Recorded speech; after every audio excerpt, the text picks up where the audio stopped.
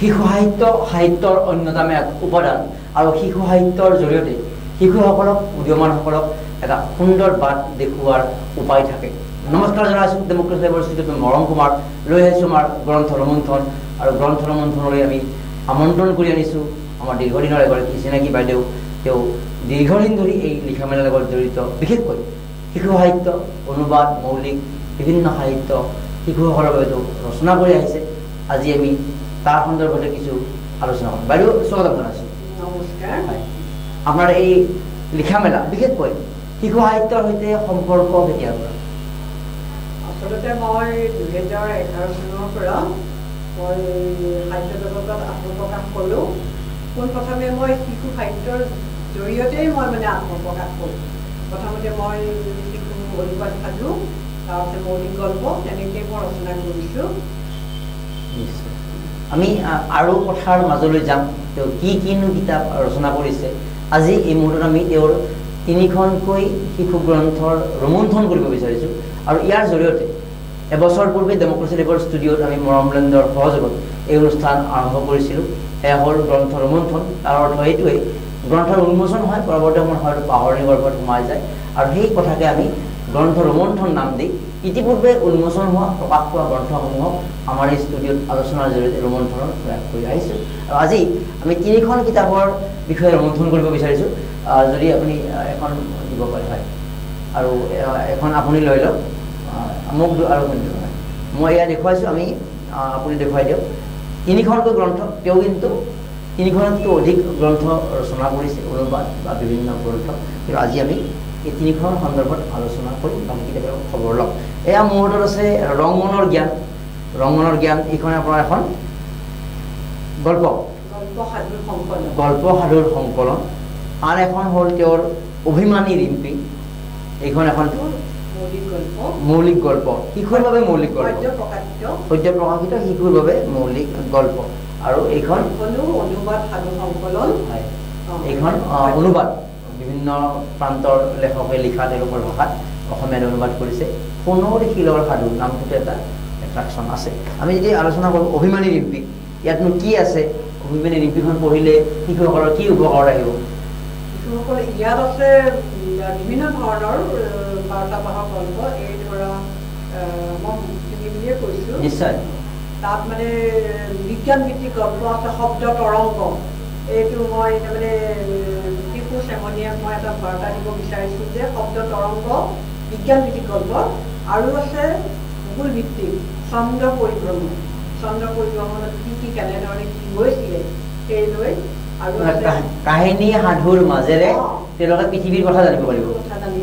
আৰু লগতে আছে যে আমাৰ জ্যেষ্ঠসকলক শিশুসকলে বহুতো জ্ঞান দিব পাৰে। কিয়?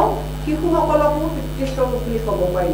তাৰ উদাহৰণ তাত আছে বৃক্ষ প্ৰেম গল্প, তাৰপিছতে অমূল্য সন্তান, সেইটো গল্প মোক পুৰস্কাৰ পাইছে দেই। লগতে অমূল্য সন্তান আছে এই পৰিৱেশ প্ৰদূষণৰ সমস্যা যে সেইটো। আৰু শিশু চেমনীয়াসকলে পইচা সঞ্চয় কৰি কি কৰিব পাৰে, কেনেধৰণৰ বস্তু এটা শিশু এগৰাকীয়ে জীৱনত আগবাঢ়ি যাওঁতে কোনবোৰ পথ ল'লে তেওঁৰ জীৱনটো ভৱিষ্যতে ভাল হ'ব, এই কথাবিলাক কেৱল সাধু কথাৰ বাবে সাধু কথা বা গল্পৰ সাধুৰে গল্প নহয়, জীৱনৰ বাবে পৰামৰ্শমূলক, অৰ্থাৎ শিশুৰ বাবে জীৱন বিষয়ক কিতাপ। গতিকে আপুনি জানি ভাল পাব। আৰু আমি এই ৰঞ্জু বৰ্মনৰ কিতাপ আমি এটা দায়িত্ব লৈছোঁ, বিভিন্ন ৰাইটাৰৰ আমি দায়িত্ব ল'বলৈ আগবাঢ়িছোঁ যে তেওঁলোকৰ কিতাপসমূহৰ আমি আমাৰ ডেমক্ৰেচি লাইভৰ জৰিয়তে প্ৰচাৰ কৰি দিয়াৰ লগতে আমি বিক্ৰীৰ এটা ব্যৱস্থা কৰিছোঁ। কাৰণ কিতাপৰ বিক্ৰী এটা গুৰুত্বপূৰ্ণ বিষয়। ইয়াৰ বাবে আমাৰ মৰমলেণ্ডৰ যি আমাৰ বিপণী, যি আমাৰ গ্ৰন্থ, আমি গ্ৰন্থমেলাৰ পৰিৱৰ্তে কিতাপ কিনিব কোনে এটা নতুন আমি এটা পদ্ধতি আমি আগবঢ়াই দিব বিচাৰিছোঁ। ইয়াৰ আমি প্ৰথম শুভাৰম্ভণি মৰমলেণ্ডৰ যি ৰূপালী জয়ন্তী বৰ্ষ আৰম্ভ হৈছিলে 17 নৱেম্বৰত লাষ্টগেট নামঘৰত, তাত আমি কিতাপ কিনিব কোনে এই শীৰ্ষক আমি আমাৰ যিটো কিতাপৰ এক ধাৰা, কিতাপৰ বিক্ৰী বা ৰাইজৰ বাবে নিয়াৰ প্ৰক্ৰিয়া আমি আৰম্ভ কৰিব বিচাৰিছোঁ। আৰু অহা 24 নৱেম্বৰতো ৰুদ্ৰ বৰুৱাৰ গীতৰ আৰু ৰুদ্ৰ বৰুৱাৰ গীতৰ আধাৰিত নৃত্যৰ প্ৰদৰ্শন ভিত্তিত প্ৰাইজ মানি প্ৰতিযোগিতা লাষ্টগেট নামঘৰত অনুষ্ঠিত হ'ব। আৰু তাৰ সমান্তৰালভাৱে আমাৰ কিতাপ কিনিব কোনে শীৰ্ষক আমাৰ বিশেষ কাৰ্যসূচী থাকিব। তাত বিভিন্ন লেখকৰ মৰমলেণ্ডে প্ৰকাশিত গ্ৰন্থৰ বাহিৰেও অসমৰ ভিন্ন প্ৰান্তৰ লেখকৰ, আৰু তাতো এই গ্ৰন্থকেইখন পাব। গতিকে আমি সেইকাৰণে আলোচনা কৰিছোঁ যে যথেষ্ট কামত আহিব, কাৰণ তেওঁ আমি জীৱন বিষয়ক কিতাপ বহুত থাকে, কিন্তু হয়তো প্ৰবন্ধত থাকে, প্ৰবন্ধ এটা পঢ়িবলৈ এটা শিশু এগৰাকী অকণমান টান পাব পাৰে, কিন্তু সাধুতে পঢ়াৰ লগে লগে জীৱনৰ কথাও শিকিব পাৰিব। সুন্দৰ, আপোনাৰ আইডিয়াটো ভাল আছে। সোণৰ শিলৰ সাধু, সোণৰটো শিল নাথাকে, কিনো সোণৰ শিলৰ সাধু, এটা কিউৰিঅচিটি আছে। গতিকে এই গোটেইকেইখন কিতাপে আমাৰ 24 নৱেম্বৰ 9:30 পৰা আমাৰ এই কিতাপ কিনিব কোনে আমাৰ প্ৰগ্ৰেমৰ সমান্তৰালভাৱে মুকলি হ'ব। আৰু 17 নৱেম্বৰতো কিন্তু কিতাপৰ যথেষ্ট সঁহাৰি আমি লাভ কৰিছিলোঁ।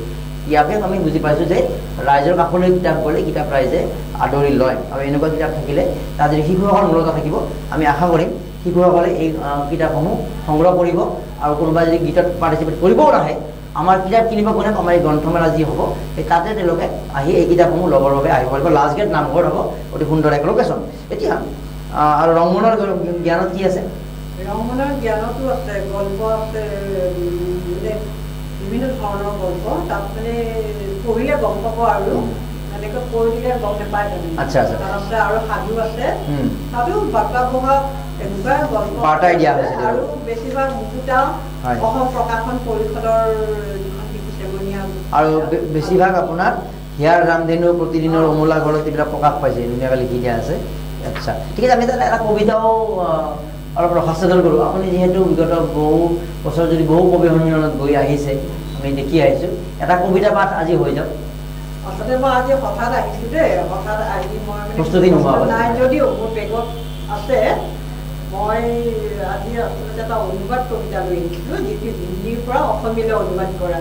যিহেতু মই হিন্দীৰ পৰা অসমীয়ালৈও অনুবাদ কৰোঁ, গতিকে মই ভাবিছোঁ মই হঠাৎ অহা কোনো প্ৰস্তুতি নাই কাৰণে লিখিছিলে হিন্দী সাহিত্য জগতৰ প্ৰসিদ্ধ লেখক, কবি, নিবন্ধকাৰ, ঔপন্যাসিক তথা সমালোচক সচ্চিদানন্দ হীৰানন্দ পাধ্যায়ন অদ্যজিৰ ঘৰ কবিতাৰ অসমীয়া শীৰ্ষক।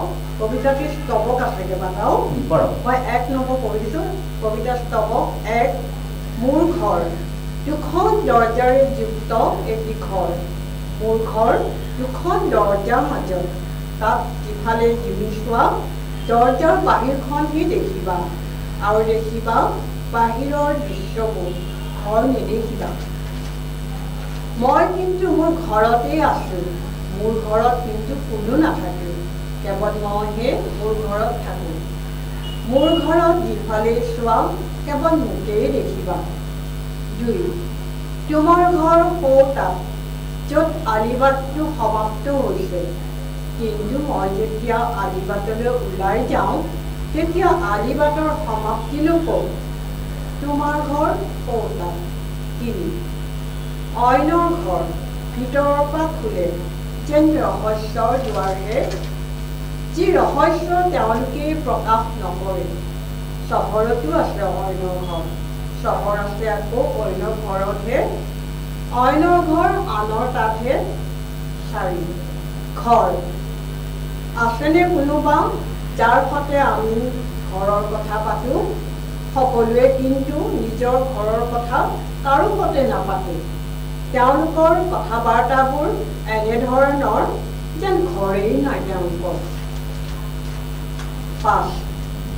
ঘৰ মোৰ কোনো নাই, কিন্তু মোক ঘৰ লাগে, ঘৰৰ ভিতৰত পোহৰ থাকক বা নাথাকক তাৰ বাবে কোনো চিন্তা নকৰোঁ, কেৱল সূৰ্যৰ ক্ষীণ পোহৰেৰে মোৰ ঘৰটো উজ্বলাই তোলক, মই ইয়াকেই বিচাৰোঁ। এনেকুৱা কোনো ঘৰ আপুনি দেখিছে নেকি? যদিহে দেখিছে তেন্তে মোক সেই ঘৰৰ ঠিকনাটো দিবচোন, যদিহে দেখা নাই তেন্তে মই আপোনাক সহানুভূতিৰে চাব পাৰোঁ। হয়তো মানৱ হৈও আমি বা আপুনি এনেকুৱা ঘৰতো থাকিব নোৱাৰোঁ, যি ঘৰত সকলো সময়তে পোহৰে পোহৰ, কিন্তু আমি বেঘৰ হৈও পৰস্পৰে পৰস্পৰৰ সহানুভূতিৰেতো জীয়াই থাকিব পাৰোঁ। ধন্যবাদ। সুন্দৰ, মই অৰ্থটো আমি বুজি পাইছোঁ, পাঠকৰ নিশ্চয় বুজি পাইছে যে ঘৰ আমি এটা কৃত্ৰিমভাৱে বনাই লোৱা এক প্ৰক্ৰিয়া, কিন্তু এই ঘৰেই আমাৰ জীৱনৰ সৰ্বস্ব নহয়। আচলতে মানুহৰ মাজৰ যিটো সম্পৰ্ক, যিটো আত্মীয়তা, এইটোহে আচল বিষয়। সেই ঘৰে আপোনাক আশ্ৰয় দিব পাৰে, কিন্তু আপোনাৰ জীৱনটো মধুৰ কৰিব পাৰে মানুহৰ লগত থকা সম্পৰ্কই। সেই শেষৰ বাক্যতে গোটেই কথাটো বুজাই দিছে যে বেঘৰ হৈও বৰ সুন্দৰ বাক্য কওকচোন। বেঘৰ হৈও পৰস্পৰে পৰস্পৰৰ সহানুভূতিৰেইতো জীয়াই থাকিব পাৰোঁ। নিশ্চয়, অৰ্থাৎ আমি এখন ঘৰ বা অট্টালিকা সাজিব পাৰে, সেই ঘৰৰ ভিতৰত আমি সোমাই থাকিব পাৰোঁ, তাত আমি লাবিলাকত থাকিব পাৰোঁ, কিন্তু ঘৰ নোহোৱাসকলেও কিন্তু জীৱন তেওঁলোকৰ আছে। অৰ্থাৎ সেই অট্টালিকাতকৈ, সেই ঘৰতকৈ, সেই চৌপাশে বনাই লোৱা কৃত্ৰিম যিটো এটা নিৰ্মাণতকৈও কিন্তু হৃদয়ৰ সম্পৰ্কৰ দ্বাৰাহে মানুহ আচলতে জীৱনত সুস্থভাৱে জীয়াই থাকিব। তাৰে এটা বাৰ্তা বহন কৰিছে, সুন্দৰ বাৰ্তা।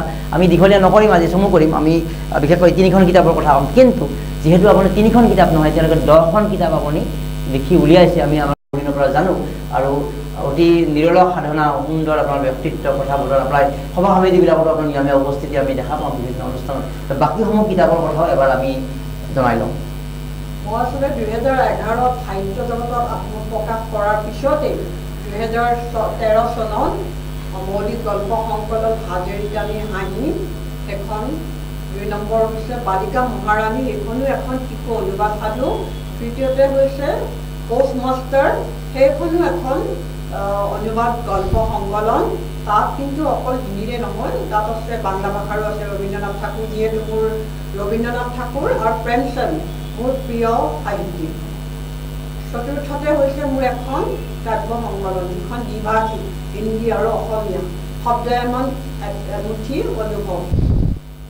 পঞ্চমতে আছে ৰংমনৰ জ্ঞান, যিখন শিশু গল্পৰ সাধু সংকলন। ষষ্ঠতে আছে মোৰ এখন প্ৰবন্ধ কিতাপ অসমীয়া লোক সংস্কৃতিৰ অভৰা। সপ্তমতে মোৰ গল্প সংকলন ৰূপালী বৰা, 80 কুঁৱা আৰু ৰূপালী বৰা। আৰু অষ্টমতে হ'ল মোৰ এখন ধৰ্মীয় পুথি দেৱী পূজাৰ মাহাত্ম্যৰ কথা। নৱমতে হ'ল হনুমানী ৰিম্পী আৰু পুনৰ শিলৰ সাধু, 10খন। এই 10খন তো এইদৰে আপুনি লিখি আহিছে আৰু পাঠকৰ পৰা নিশ্চিতভাৱে বহু মৰম লাভ কৰিছে। তো এই লিখাৰ পৰা যিটো এটা লাভ বুলি কোৱা হয়, মানে ফাইনেন্সিয়েল লাভ এটা বেলেগ বিষয়, এটা বেলেগ উপাৰ্জন থাকে। তো কিতাপ লিখাৰ পৰা কোনখিনি আপুনি লাভ পাইছে, মানে জীৱন বিষয়ে? আচলতে মই গ্ৰন্থ লিখা মেলা কৰোঁ মানে মোৰ মনৰ সন্তুষ্টিৰ কাৰণে, কোনেও বঁটা বাহন পুৰস্কাৰ মানে নিলিখোঁ। মই মোৰ মনৰ সন্তুষ্টি আৰু মোৰ লিখা এটা চখ। মই লিখি ভাল পাওঁ, মানে লিখি ভাল পাওঁ কাৰণে মোৰ এটা চখ যে মই লিখি মেলি সেইটো প্ৰকাশ হওক নহওক মই কিবা এটা লিখোঁ। আৰু মোৰ এটা মনৰ সন্তুষ্টি যে লিখি যেতিয়া পাঠকে যেতিয়া ভাল লাগে বুলি কয় বা হেৰি কৰে, তেতিয়া সেই মোৰ মনৰ সন্তুষ্টি যে মোৰ কিতাপ পঢ়ি বা গল্প পঢ়ি সকলোৱে ভাল পাইছে আৰু মোক উৎসাহ দিছে। নিশ্চয়। আৰু লিখাৰ লগতে আমি ভালখিনি পঢ়িও পঢ়া কথাখিনি কওক, আপুনি পঢ়ি নেকি উপকৃত হৈছে, পঢ়ি কিতাপ কিয় পঢ়িব লাগে?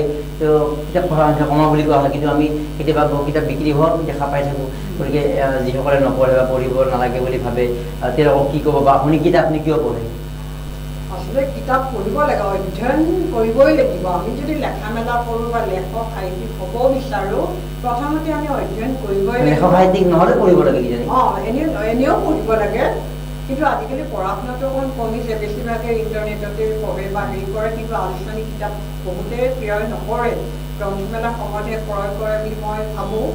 কিতাপত পঢ়াৰ যিটো মজা বুলি কোৱা হয়, আমেজ বুলি কোৱা হয়, সেইটো মানে ইণ্টাৰনেটত পঢ়ি পোৱা নাযায়।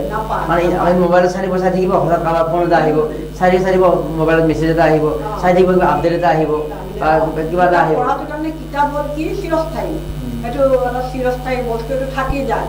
কিন্তু ইণ্টাৰনেটত বস্তুটো চিৰস্থায়ী নহয়, সেইটো এটা মই আৰু ই মগজুটো স্থিৰ কৰি ৰাখে আচলতে, কনচেনট্ৰেশ্যন। আচ্ছা, আমি সামৰিক আৰু শেষত যিহেতু আমি মৰমলেণ্ড, আৰু ইতিমধ্যে আমি জনাই ভাল পাম যে আমি হয়তো 2017 চনত তেওঁ আমাৰ মৰমলেণ্ডৰ পৰা শিশু সাহিত্যিক বঁটাও লাভ কৰিছিলে আমাৰ ডিষ্ট্ৰিক্ট লাইব্ৰেৰীত। আমি এটা তেওঁৰ এই জীৱন জোৰা যিটো এটা কৰ্মৰাজি, তো মৰমলেণ্ডৰ সন্দৰ্ভত যিহেতু আমি দীৰ্ঘদিনে পাই আছে, তো মৰমলেণ্ডক শুভেচ্ছা। আৰু আমি এটা পদক্ষেপ লৈছোঁ আচলতে, বাকী সংবাদ মাধ্যমবিলাকৰ হয়তো তেওঁলোক বাধ্যবাধকতা থাকে, আমি সেই বাধ্যবাধকতাৰ ওপৰত গৈ আমি নিজে চৰ্চাত যিহেতু জড়িত সাহিত্যৰ লগত, তো আমি কিতাপৰ যিমান পাৰি প্ৰচাৰ কৰাৰ ব্যৱস্থা কৰিছোঁ।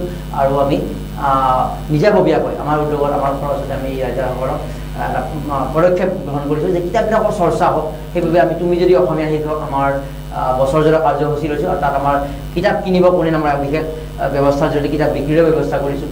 উৎপেত থাকিব তো মৰমলেন্দৰ এই পদক্ষেপক মৰমলেন্দক আমি যিখিনি জানে মৰমলেন্দ সম্পৰ্কত আপোনাৰ কোনখিনি ক'বলগীয়া বা শুভেচ্ছা বাৰ্তা এটা কি দিব আচলতে মৰমলেন্দে কিন্তু অতি সুন্দৰ পদক্ষেপ লৈছে কাৰণ 2017 মই যেতিয়া মৰম কুমাৰ মৰমলেন্দৰ লগ পাইছিলোঁ তেতিয়াৰ পৰা মই জানো তেওঁ মই কৈছিলোঁ যে মৰম কুমাৰ এনেকৈ বহিলে নহ'ব কিছু মানে পদক্ষেপ ল'লে তেতিয়া প্ৰচাৰো হ'ব তেওঁ প্ৰকাশনৰো হ'ব অনুষ্ঠানটোৰো হ'ব আৰু অসমীয়া সাহিত্যৰ হ'ব এইটো তাৰমানে অবিৰাম এনেকৈ এতিয়া আজি 2 বছৰ নে 1 বছৰ পুৰা মানে অবিৰাম যে এনেকৈ পদক্ষেপবিলাক হাতত লৈছে অতি সুন্দৰ বহুত প্ৰচাৰ হৈছে আৰু মই নিজেও ভাল পাইছোঁ গতিকে আৰু মৰম কুমাৰ কিন্তু একদম নিস্বাৰ্থ মই তেওঁক জানো তেওঁ সহজ সৰল তেওঁ নিস্বাৰ্থ মই বহুত পাইছোঁ প্ৰকাশক পাইছোঁ বহুত স্বাৰ্থ ৰাখি কাম কৰে কিন্তু মই মৰম কুমাৰক জানো যে তেওঁ নিস্বাৰ্থভাৱে কামবোৰ কৰি গৈছে আৰু সহজ সৰল তেওঁ বহুত বস্তু তাৰমানে কি হেৰি নাথাকে তাৰমানে মানে কি তাৰ স্বাৰ্থ জড়িত নাথাকে